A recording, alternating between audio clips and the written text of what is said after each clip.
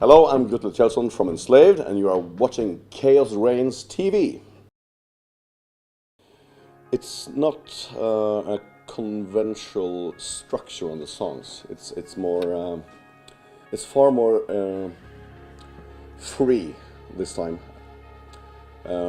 because we just let all the songs try to live their own life, kind of evolve on their own momentum, rather than have the song made in the classical frame of verses and chorus and stuff like that. I mean, we will never be that considerate when it comes to the classical structure of songs, but this time even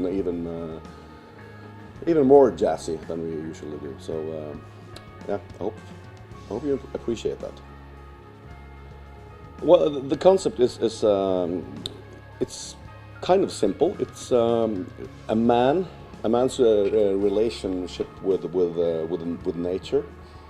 You can call it the duality that occurs with, for example, man and nature, man and his tools, and on a more, let's put it, a philosophical level, it can also mean, for instance, the shaman's relationships to his inner totem animal, just to take it far into cosmos. So that's the kind of the duality is the concept, and that occurs on many levels, both in human nature and a more cosmic point of view, like inner and outer consciousness. It can be a relationship between order and chaos, because they interfere. Of course, everything interferes. The favorite track on the album, that differs a lot from even from day to day. So. And I think it's a little unfair on the other ones if you pick this is my favorite one. But right now it's probably the song "Sacred Horse." That's the most I wouldn't say straightforward, but it's the most aggressive song on the album, and it contains our very first keyboard solo.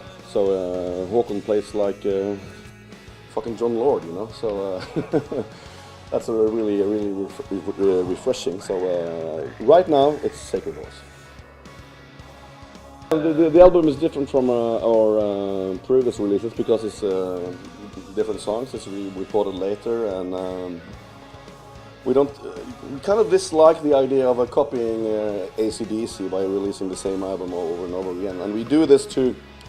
The main reason we still are in this band after 26 years is that we try to we don't try to recreate something, we try to create something instead. We like to move on as a band and kind of evolve and develop on all levels. So an Enslaved album will never sound the same as the previous one. Pretty simple. The reason we chose the Röyksopp cover is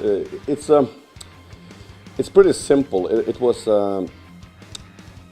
in connection with an 20-year anniversary of an organization here in Bergen. It's an organization that helps bands with all kinds of stuff, legal representation and courses and riding horses and maybe not that. But and getting funds and rehearsal rooms and stuff like that. So the concept behind the whole thing was that one Bergen band would play cover song of another one, and we were asked to do the Röyksopp cover because that would be an interesting match. Pairing two very different genres. And in the end, we found out that the difference wasn't really that big. That's a fascinating fact, actually.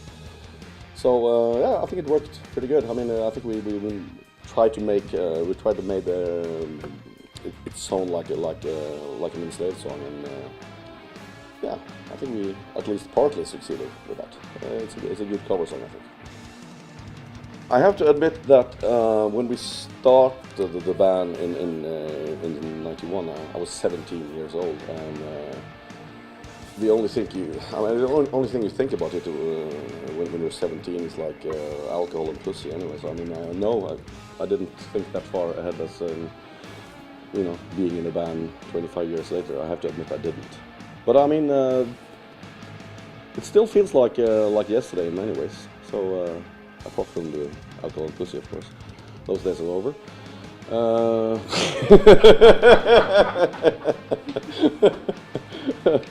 But still, yeah, it still feels absolutely fantastic.